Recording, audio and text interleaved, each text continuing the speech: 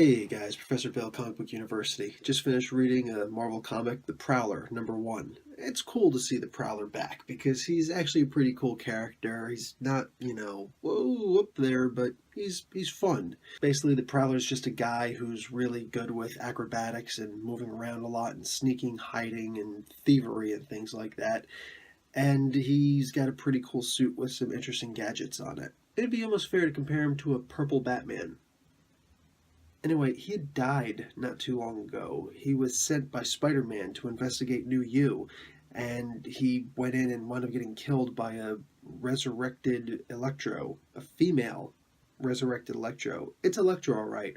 It's just that Electro was brought back, but this time a Y chromosome was lost, and double X, and hey, so he was brought back by the Jackal. That's right, clones all the time. So yes, this is a clone conspiracy crossover. That's not a bad thing. This is pretty good. It's just, it makes me wonder, are they going to continue now with this story? Because if the writing is good, that's usually what it all comes down to. The art is excellent. It's fantastic, and I would love to see this continue. Now, any single thing that you had missed in the fairly long but not particularly detailed history of the Prowler, it's all of it in this comic. Aside from the stringent details, this is where everything really is.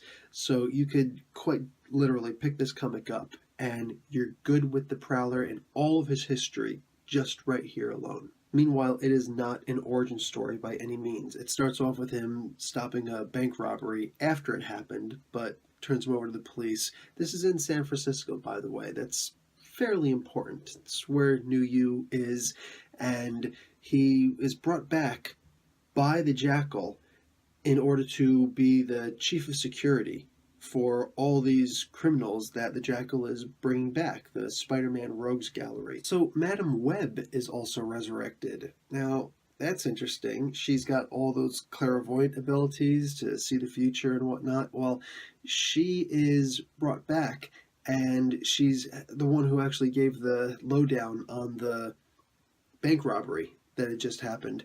So that's how Prowler knew about it. And well, Prowler preventing those bank robbers from escaping was not really done with the permission of Jackal, and yeah, he really needs the Jackal's permission to do anything anymore, even leaving the compound. So Jackal has a little sit down with him, and he pretty much chastises him, and he's very, very blatantly condescending with him. But that extremely feigned politeness, when in reality you're pretty much patting him on the head and changing his diaper. He tells him to go and speak with Madam Web because there's a hacker who's been trying to get into his system. So he goes and does a little investigating, and it looks like it's Alcatraz that he has to go to. So when he goes in there, he winds up getting caught in webs. But it doesn't look like it's Spider-Man. It's some kind of machines that let out this webbing. And he's wrapped up in like a cocoon, and some figure in a suit is standing there, and it says "to be continued." Now, we could speculate on who the person in the suit is. It might just very well be Norman Osborn. That's usually who's lurking in the shadows in a suit. Anyway, that's where the comic ends. It's really good, really standalone, except for the idea that it ends on a bit of a cliffhanger the way that it does. But it's not enough to make me really want to read further. I'm going to, but only because I'm already a fan of the character, not because this moved me in some amazing way. But there is some internal struggling with the character that makes me happy that they're potentially going to start evolving the character more. I mean, I feel like the character's got more experience, more story in the Ultimate Universe, where he's just flat out a bad guy. No reformation, no anything. But here, he's not quite so one-sided, but he's also not very evolved. Here, it looks like there's going to be some kind of an actual heart given to the Prowler character, so I'm looking forward to that.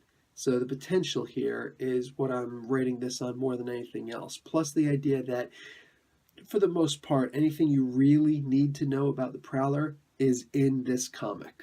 So let's give this comic a C+, and we'll leave it at that. Professor Bill, Comic Book University. Class dismissed.